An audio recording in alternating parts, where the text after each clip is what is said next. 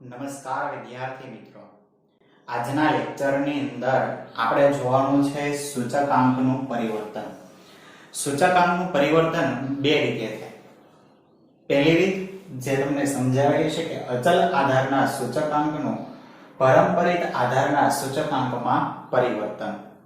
બીજી રીત પરંપરિત આધારના સૂચકાંકનું અચલ આધારના સૂચકાંકમાં પરિવર્તન.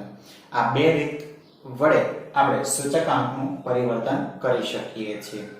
અહીંયા આપણે પરંપરિત આધારની અંદર ફેરવીએ છીએ એટલે પરંપરિત આધારના સૂચકાંકનું સૂત્ર શું આવશે? ચાલુ વર્ષનો અચલ આધારે સૂચકાંક છેદમાં અગાઉના વર્ષનો અચલ આધારે સૂચકાંક ગુણ્યા 100.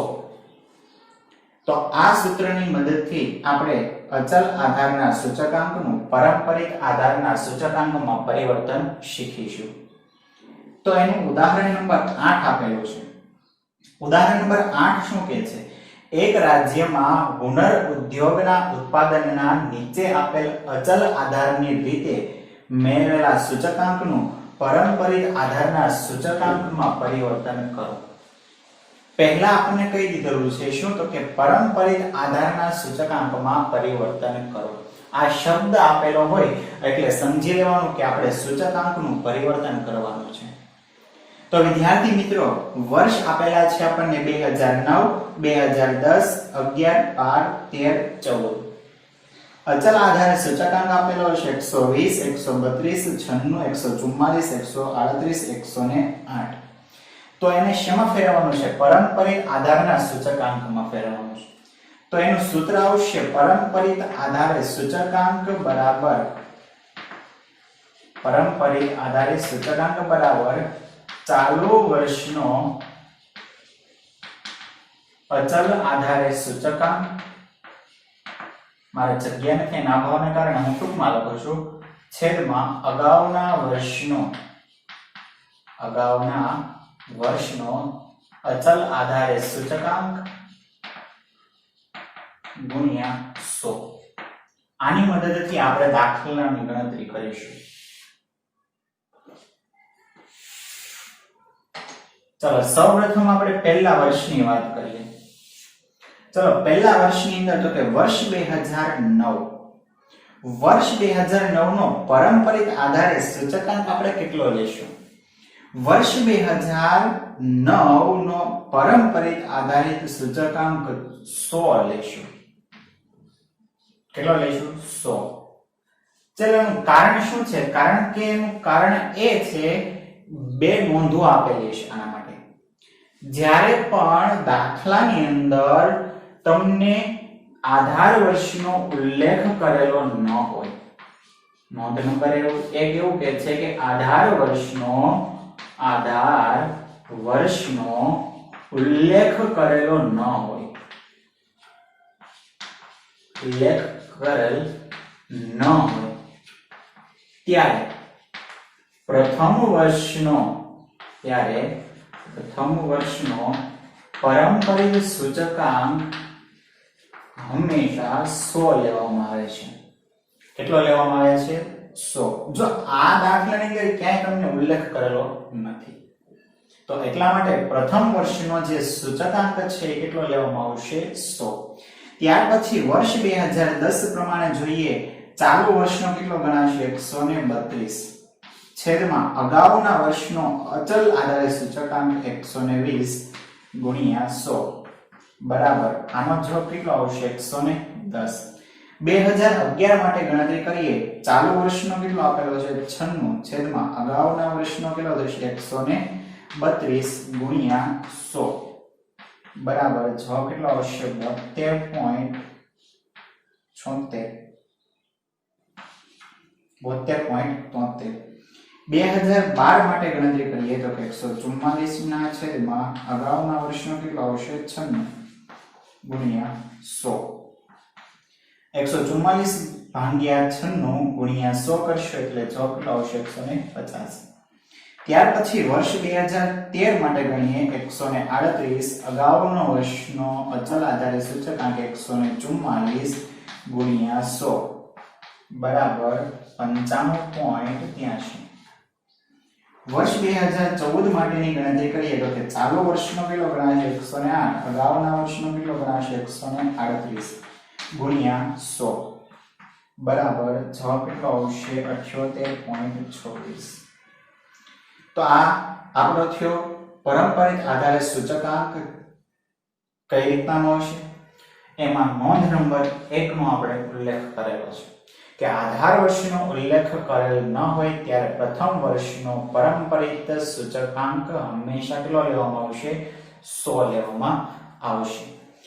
ચલો આ છે આપણો આધાર વર્ષનો ઉલ્લેખ કરેલો ન હોય એ દ્વારા સૂચકાંક પરંપરિત આધારિત સૂચકાંકમાં ફેરવેલો છે. હવે પછીનો આપણે દાખલો જોઈશું. એની અંદર આધાર વર્ષનો ઉલ્લેખ કરેલો હોય ત્યારે કઈ રીતના ગણવામાં આવે છે.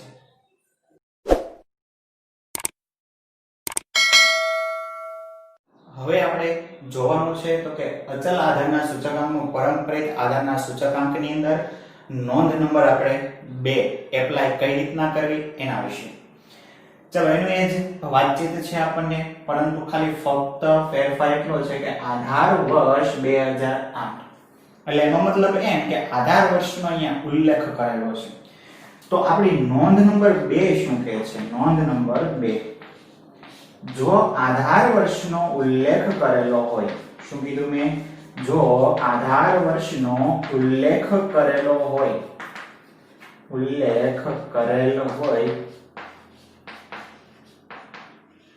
ત્યારે પ્રથમ વર્ષનો, કયા વર્ષનો? પ્રથમ વર્ષનો પરંપરિત આધારે સૂચકાંક હંમેશા કેટલો લેવામાં આવશે? તો કે પ્રથમ વર્ષ બરાબર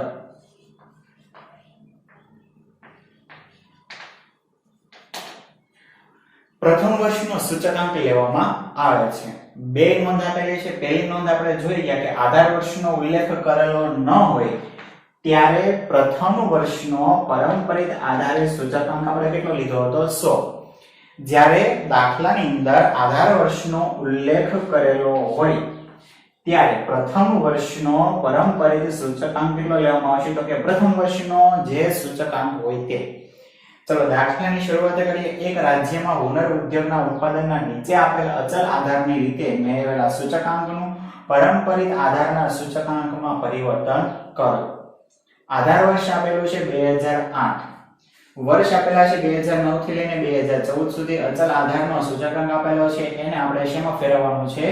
પરંપરિત આધારના સૂચકાંકમાં પરિવર્તન કરીએ છીએ. પરંપરિત આધારનો સૂચકાંક બરાબર સૂત્ર શું આવેલું છે? તો કે ચાલુ વર્ષનો અચલ આધારે સૂચકાંક છેદમાં અગાઉના વર્ષનો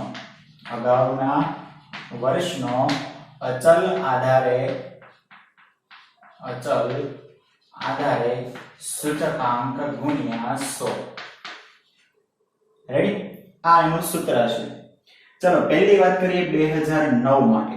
2009 120.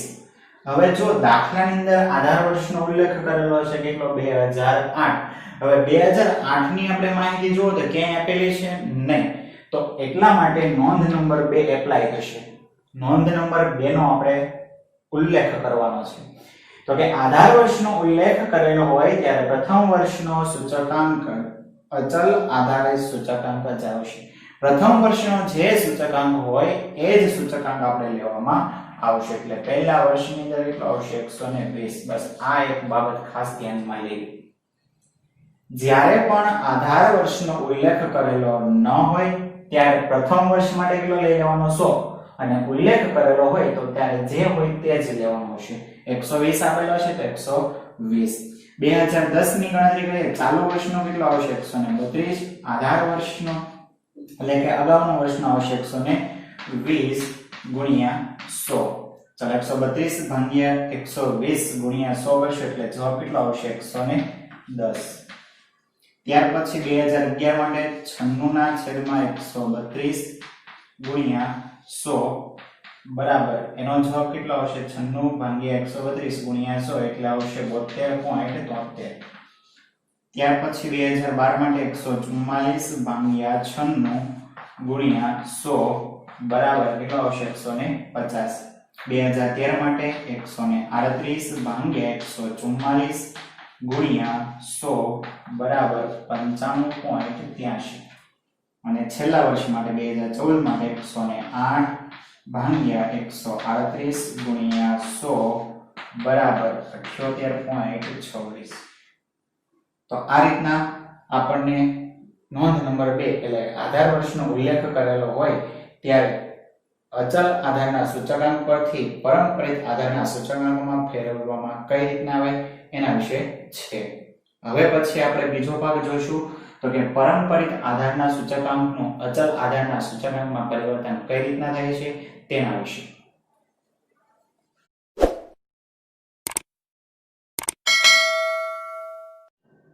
હવે આપણે જોવાનું છે પરંપરિત આધારના સૂચકાંકનું અચલ આધારના સૂચકાંકમાં પરિવર્તન કઈ રીતના કરવામાં આવે છે તેના વિશે અભ્યાસ કરીએ છીએ.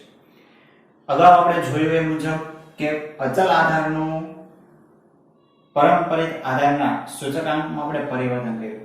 સૂચકાંકનું પરિવર્તન બે રીતે થાય છે. પહેલું અચલ આધારનું શેમાં આવશે પરંપરિતની અંદર, અને બીજું પરંપરિત આધારનું શેમાં આવશે અચલ આધારની અંદર. તેમાંથી પહેલી રીત આપણે જોઈ ચૂકેલા છીએ. હવે જોવાની છે આપણે બીજી રીત, પરંપરિતનું અચલ આધારની અંદર સૂચકાંકની અંદર પરિવર્તન કઈ રીતના થાય છે. એનું સૂત્ર આપેલું છે કે અચલ આધારનો સૂચકાંક બરાબર, ખાસ ધ્યાન રાખજો, ચાલુ વર્ષનો પરંપરિત આધારે સૂચકાંક. હવે તો તમને લાઈટ થઈ ગઈ છે. જ્યારે અચલ આધારનો સૂચકાંક મેળવવાનો હોય ત્યારે આપણે પરંપરિત આધારનો સૂચકાંક મેળવવાનો હોય ત્યારે અચલ આધાર આપી દીધેલો હોય છે. જ્યારે અચલ આધારનો સૂચકાંક મેળવવાનો હોય છે ત્યારે પરંપરિત આધારનો સૂચકાંક આપી દીધેલો હોય છે. એટલા માટે ખાસ ધ્યાન રાખજો, ચાલુ વર્ષનો પરંપરિત આધારે સૂચકાંક, આ જે સૂચકાંક આપેલો છે એ પરંપરિત આધારે સૂચકાંક ગણાય, ગુણ્યા ચાલુ વર્ષના અગાઉના વર્ષનો અચલ આધારે સૂચકાંક. ખાસ જો અહીંયા થોડોક ફેરફાર આપેલો છે. કયો આપેલો છે? અચલ આધારે સૂચકાંક લેવાનો. આપણને તો પરંપરિત આધારનો સૂચકાંક આપેલો છે, પરંતુ આ તમને આ બોક્સમાંથી મળશે. એટલે ખાસ ધ્યાન રાખજો, આવો દાખલો પૂછે ત્યારે ગણતરી આપણી સાચી હોવી, કારણ કે એક કિંમત જો ખોટી તો પાછળની બધી જ કિંમત કેવી મળશે? ખોટી મળશે. એટલા માટે વિદ્યાર્થીઓ મિત્રો આપણી ભૂલ અહીંયા જ થાય છે. ચલો દાખલાની શરૂઆત કરીએ. ઉદાહરણ નંબર 10 આપેલો છે. વર્ષ 2008-9 ભેગું છે એટલે એક વર્ષ ગણવામાં આવે. 2008-9 થી 2015 સુધીના ખાદ્ય ચીજ વસ્તુઓના ભાવના પરંપરિત આધારે મેળવેલા સૂચકાંક નીચે મુજબ છે. તે પરથી અચલ આધારે સૂચકાંક ગણો. એટલે આપણને આપેલો છે પરંપરિત આધારે સૂચકાંક અને એના પરથી આપણે મેળવવાનો છે અચલ આધારે સૂચકાંક. આધાર વર્ષ તરીકે 2007-8 લ્યો.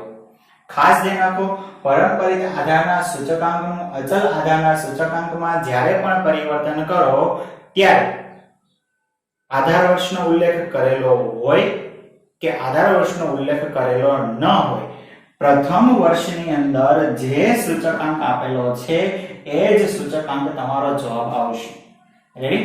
તો વર્ષ આપેલો છે 2008-9, 2009-10, 2010-11, 2011-12, 2013-13, 14-14, 15, 15-16 સૂચકાંક આપેલો છે. આ સૂચકાંક કહેવામાં આવે પરંપરિત આધારનો સૂચકાંક. કયો કહેવામાં આવશે? પરંપરિત આધારનો સૂચકાંક. 134.8, 115.28, 115.57, 107.29, 109.91, 112.82, 106.24, 102.48. રેડી? હવે એના પરથી આપણે અચલ આધારનો સૂચકાંક મેળવવાનો છે. એટલે અહીંયા સૂત્ર આવશે અચલ આધારનો સૂચકાંક બરાબર, મારી પાસે થોડીક જગ્યાનો અભાવ હોય એના કારણે હું થોડુંક નાનું લખતો હોય, ટૂંકમાં લખતો હોઉં છું. અચલ આધારનો સૂચકાંક બરાબર, તો કે સૂત્ર શું આવશે? ચાલુ વર્ષનો પરંપરિત આધારે સૂચકાંક, ચાલુ વર્ષનો પરંપરિત આધારે સૂચકાંક ગુણ્યા અગાઉના વર્ષનો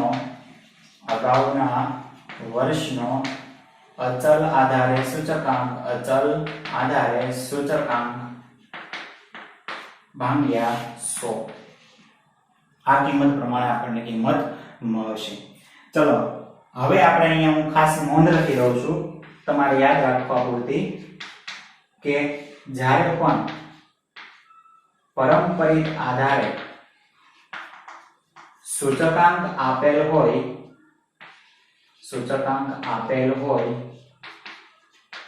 અને તેનું અચલ આધારે સૂચકાંકમાં પરિવર્તન કરતી વખતે આધાર વર્ષનો ઉલ્લેખ કરેલો હોય કે ન હોય, ખાસ ધ્યાન આપજો, ઉલ્લેખ કરેલો હોય કે ન હોય ત્યારે પ્રથમ વર્ષ બરાબર પ્રથમ વર્ષનો જે સૂચકાંક છે એના બરાબર જે હોય તે જ કિંમત લેવાની. એટલે કે પ્રથમ વર્ષનો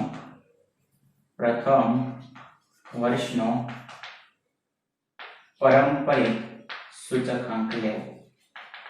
મેં ટૂંકમાં લખેલું છે પ્રથમ વર્ષનો પારંપરિક સૂચકાંક લેવો.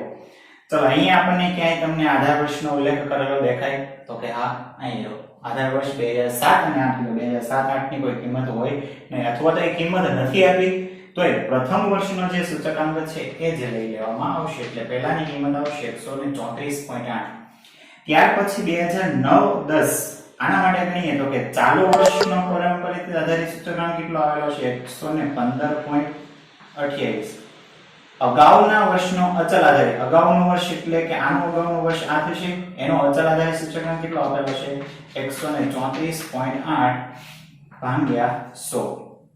ચલો આની કિંમત આવશે 155.40. ખ્યાલ આવ્યો? ત્યાર પછી હવે 2010-11 ની ગણતરી કરીએ તો કે ચાલુ વર્ષનો કેટલો આવશે 115.57 ગુણ્યા અગાઉના વર્ષની કિંમત કેટલી આવેલી છે 155.40 ભાગ્યા 100 બરાબર 155.40 એટલે 179.60 આવશે.